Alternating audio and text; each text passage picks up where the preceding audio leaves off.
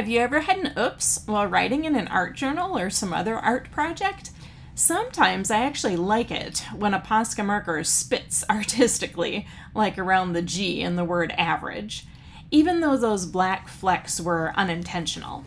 And other times it distracts or takes away from the meaning of something, such as this little extra line in the letter M.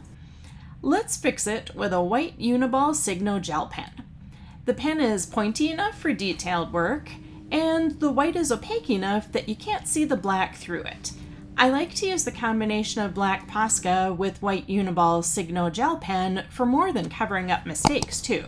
For example, the black looks nice with a thin white line or little doodling dots on top of it for a decoration on art journal pages or other art projects too.